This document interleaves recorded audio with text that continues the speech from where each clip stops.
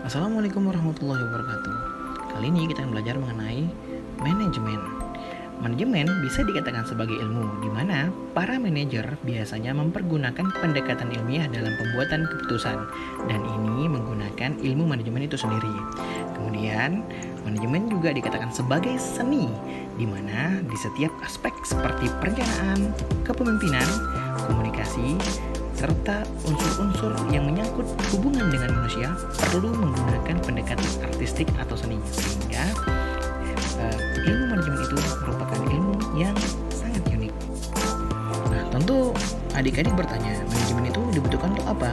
Manajemen dibutuhkan agar kelompok dapat mencapai tujuannya secara berdaya guna dan berhasil guna. Berdaya guna di sini di mana perusahaan atau entitas menggunakan sumber daya seperti dana, sarana, sehemat mungkin dalam waktu yang tepat dapat dicapai hasil yang maksimal.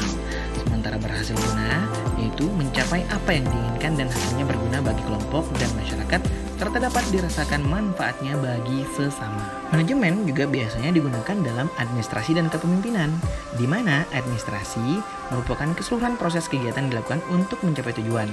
Nah, manajemen di sini mengatur dan menggerakkan kegiatan dan sumber serta berdaya guna dan berhasil guna, merupakan inti dari administrasi itu sendiri.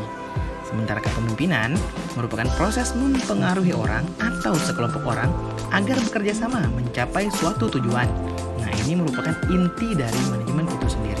Berbicara mengenai manajemen tidak lepas dari manajer dan pengelolaan organisasinya, di mana organisasi merupakan dua orang atau lebih bekerja sama dalam cara yang terstruktur untuk mencapai sasaran spesifik atau sejumlah sasaran, di mana sasaran ini adalah sesuatu yang ditujuankan oleh organisasi itu sendiri atau perusahaan yang mentujuankannya adalah laba.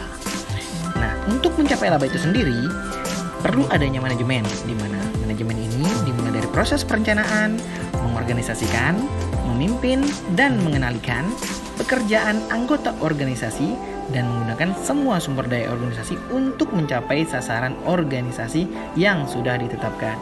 Dan untuk mengolah manajemen itu sendiri diperlukan seorang manajer yang bertanggung jawab untuk mengarahkan usaha yang bertujuan membantu organisasi dalam mencapai sasarannya.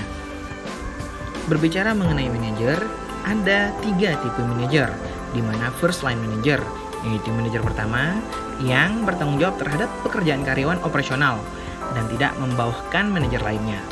Kemudian middle manager adalah manajer yang berada di tengah-tengah dalam hierarki organisasi. Mereka juga bertanggung jawab kepada manajer yang lebih senior. Yang ketiga, top manager atau manajer puncak. Manajer ini bertanggung jawab atas seluruh manajemen dari organisasi.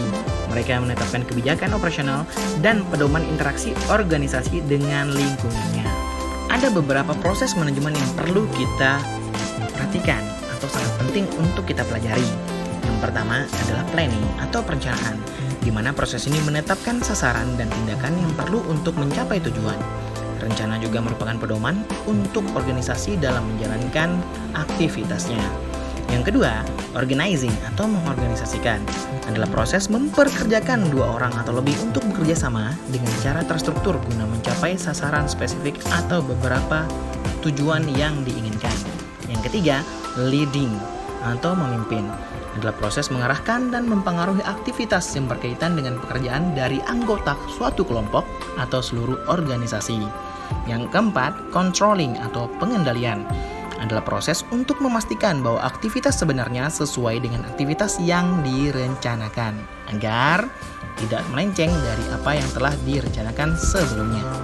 Baik, itu tadi sekilas materi mengenai pengantar manajemen. Semoga dapat disimak baik-baik dan selalu diingat ya. Wassalamualaikum warahmatullahi wabarakatuh.